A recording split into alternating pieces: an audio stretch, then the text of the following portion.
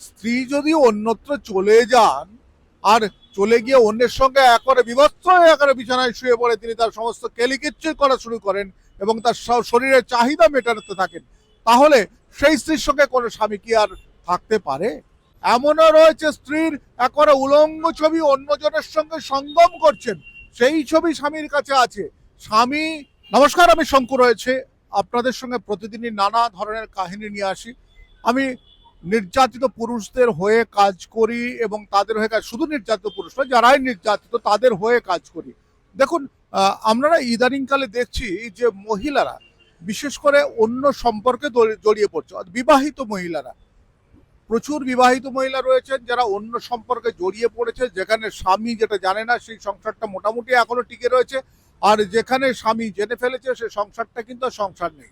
কোথাও হয়তো এখন স্ত্রী প্রচন্ড উপদ্রব করে সেই সংসার অত ঘরের মধ্যে থাকছে, আদারওয়াইজ অন্যরা কি করছে, বাড়ি ছেড়ে চলে যাচ্ছে। অসহায় হয়ে পড়ছে স্বামীরা। বেশিরভাগ ক্ষেত্রে স্বামীদের সন্তান থাকে, আর বেশিরভাগ ক্ষেত্রে দেখা যাচ্ছে স্ত্রীরা সেই ছোট সন্তানকে বাড়ি থেকে নিয়ে চলে যাচ্ছে। কারো 15 বছর, 16 বছর, 20 বছর সংসার হয়ে যাওয়ার পরও পর্যন্ত কিন্তু এইসব ঘটছে। আর তাতে প্রচুর পুরুষ তারা কিন্তু মানসিকভাবে বিপর্যস্ত হয়ে পড়েছেন। তারা প্রায় ফোন করেন কি করবে, তাদের কি করা উচিত এই মুহূর্তে, তারা কিন্তু এই প্রশ্নটা করেন। আইনজীবীরা তো আদালতে লড়ছেন। দেখুন, আমাদের দেশের সংবিধান যেটা রয়েছে, স্ত্রী তিনি কি করলেন, তিনি অন্যের সঙ্গে সময় দিচ্ছেন, বিছানায় সময় দিচ্ছেন, একেবারে আপনাদের স্পষ্ট করে বলছি। এটা হয়তো শুনতে খারাপ লাগবে, অভিযোগ ক্ষেত্রে দেখবেন, অভিযোগ পত্রে দেখবেন এইসব রয়েছে। স্ত্রী অন্যের সঙ্গে বিছানায় শুয়ে পড়ছে, অন্যের সঙ্গে তার শারীরিক মানে যে সমস্ত রয়েছে আর কি, সেগুলো মিটিয়ে শান্ত হয়ে রাত্রেবেলা ঘুমোচ্ছেন, আর স্বামী বিনিদ্র বিনিদ্র কাটাচ্ছেন সব সময়ের জন্য, চিন্তায় রয়েছেন, এবং স্ত্রী প্রতিটা মুহূর্তে ভয় দেখাচ্ছেন তার স্বামীকে যে যে কোনো মুহূর্তে তিনি আবার একটি মামলা করবেন। জানেন, এমনও রয়েছে 498 কেস যখন চলছিল, তো মানে আগে যখন 498 ছিল, সেই 498-এ খাটতে খাটতে স্বামী যখন নাজেহাল, সে প্রতি মাসে টাকা দিচ্ছে স্ত্রীকে, স্ত্রী পায়ের উপর পা তুলে খাচ্ছে, আবার কোথাও অন্যের সঙ্গে গিয়ে ঘর বেঁধেছে। অর্থাৎ একটা কথা বলি, আমাদের আমাদের আইন যেটা বলছে না, আইন বলছে আপনি স্বামী, আপনি যদি ক্যাপাবল না হন, আপনার স্ত্রী অন্যত্র চলে যাবে, অন্যের সঙ্গে গিয়ে যদি এইসব করে তাহলে কিন্তু আপনাকে সহ্য করতে হবে। আচ্ছা ভাবুন তো, স্ত্রী যদি অন্যত্র চলে যান আর চলে গিয়ে অন্যের সঙ্গে একবারে বিভৎস হয়ে একবারে বিছানায় শুয়ে পড়ে তিনি তার সমস্ত কেলিকিচ্ছির করা শুরু করেন এবং তার শরীরের চাহিদা মেটাতে থাকেন, তাহলে সেই স্ত্রীর সঙ্গে কোনো স্বামী কি আর থাকতে পারে? পারে না।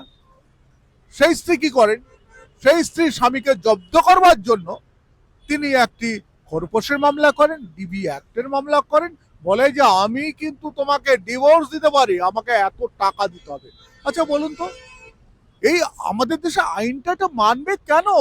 কেন মানে যদি স্ত্রী এবং পুরুষের সমান অধিকার হয়ে থাকে, তাহলে কেন স্ত্রী এইরকম চাপ দেবে, স্বামী ভয়ে গুটিয়ে থাকবে? মাঝে মাঝে আমাদের উচ্চ আদালতগুলো, উচ্চ ন্যায়ালয়রা, তারা কিন্তু অনেক সময় স্বামীদের ফেভারেও কিছুটা কিছুটা করছেন।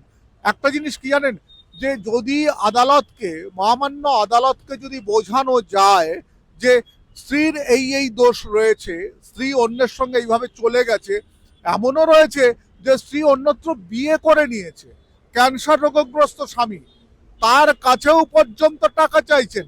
এমনও রয়েছে স্ত্রীর একবারে উলঙ্গ ছবি অন্যজনের সঙ্গে সঙ্গম করছেন, সেই ছবি স্বামীর কাছে আছে। পুরুষরা ব্ল্যাকমেল হচ্ছে, আর এই যে পুরুষরা দিনের পর দিন ব্ল্যাকমেল হচ্ছে, পুরুষদের হয়ে কে রয়েছেন বলুন তো? আমাদের আইন যতদিন সংশোধন না হচ্ছে ততদিন পর্যন্ত তো এই পুরুষরা, আমি আপনাদেরকে বলছি যে এমনও পর্যন্ত পুরুষরা রয়েছেন যারা আত্মহত্যা করেছেন, অনেকে আত্মহত্যা করতে গেছিলেন, কোনোভাবে তাদেরকে বাঁচানো হয়েছে। ভাবুন তো, আমাদের আইনের চোখটা তো আরেকটু খুলে দেওয়া উচিত। সে বস্তা পচা বহুদিনের আগেকার পুরনো আইন, সেটা এখনো পর্যন্ত যদি বয়ে নিয়ে যাওয়া হয়, তাহলে তো সত্যি পুরুষদের ক্ষেত্রে কিছু করার নেই। মানে এই স্বামীরা কিন্তু যেভাবে নিষ্পেষিত হচ্ছেন সেভাবে নিষ্পেষিত হতে থাকবেন, আর স্ত্রী তিনি কি করবেন? মানে বিষয়টা ঘুরে গেছে, বুঝলেন? এক সময় শুনতাম স্বামীরা বাইজি বাড়িতে যেত, এক সময় শুনতাম স্বামীরা এটা করতো ওটা করতো, আজকের দিনে কিন্তু সেটা নেই। আজকের দিনে বহু স্ত্রী আছে স্বামীকে প্রথম থেকে কি করে তিনি অন্য মহিলার সঙ্গে লিপ্ত রয়েছেন বলে চারদিকে রটিয়ে দেওয়া হয়। স্বামীকে স্বামীকে একেবারে কি মানে তার গ্রিপে আনবার জন্য এমন কিছু করা হয় যে সেই স্বামী কিন্তু নিজেকে প্রমাণ করতে ব্যস্ত হয় যে আমি কিছু করিনি, আমি ভালো। আর তার আড়াল দিয়ে তার সে স্ত্রী তিনি কি করছেন, তিনি অন্য পুরুষের সঙ্গে লিপ্ত হয়ে যাচ্ছেন। এইরকম ঘটনা প্রচুর পাওয়া গেছে। আচ্ছা বলুন তো, কোনো স্বামী যদি নিজেকে ভালো প্রমাণ করতে চায়, দীর্ঘদিন ধরে এইরকম ধরে ভাবে যে আমরা প্রমাণ করব, আমাকে প্রমাণ করতে হবে, প্রমাণ করতে হবে, প্রমাণ করতে হবে, প্রমাণ করার কোনো দরকার নেই। আপনি যদি প্রমাণ করতে যান, আপনি নিজে অর্ধমৃত হয়ে বেঁচে থাকছেন, সেই নিজে অর্ধমৃত হয়ে বাঁচার কোনো দরকার নেই। আমি আপনাদেরকে বলছি, সবাই কিন্তু একটা জিনিস মাথায় রাখুন, নিজেদের বাঁচতে হবে, অন্যকে কোনোভাবে কষ্ট না দিয়ে। আমি পুরুষ কিংবা স্বামীদের বলছি, অন্যদের কষ্ট দেওয়ার দরকার নেই, এড়িয়ে চলুন, এড়িয়ে চলুন। যিনি আপনার বিরুদ্ধে বেইমানি করছেন তাকে এড়িয়ে চলুন, এড়িয়ে চলে নিজে নিজের একটা জগৎ তৈরি করুন। আমাদের জগৎ শুধু কিন্তু একটা বউ, তার সঙ্গে রাত্রেবেলা সেক্স, তার সঙ্গে হয়তো একটু খাওয়া দাওয়া, সেটার জীবন নেই। আমাদের প্রত্যেকটা জিনিস কিন্তু আগের থেকে সম্পূর্ণ উল্টে গেছে। আমাদের সমাজের আজকের দিনে সবকিছু গত যে রীতিগুলো ছিল সেই রীতিগুলো কিন্তু উল্টে গেছে। শুধু কেন এটা থাকবে, এটা না থাকলেই তো ভালো।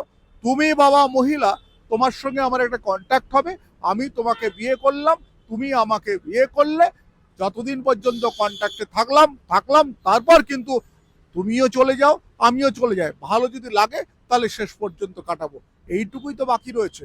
এটা হলে তো বোধহয় খুব ভালো হয়। আর এই মানুষগুলো কিন্তু যেভাবে নিষ্পেষিত হচ্ছেন, তারা আপাতত বেঁচে যান তারা। আমি শঙ্কর রয়েছে আপনাদের সঙ্গে, ইন্ডিয়া নিউজ 24 দেখতে থাকুন। আমার সঙ্গে রয়েছে অপূর্ব মাঝি।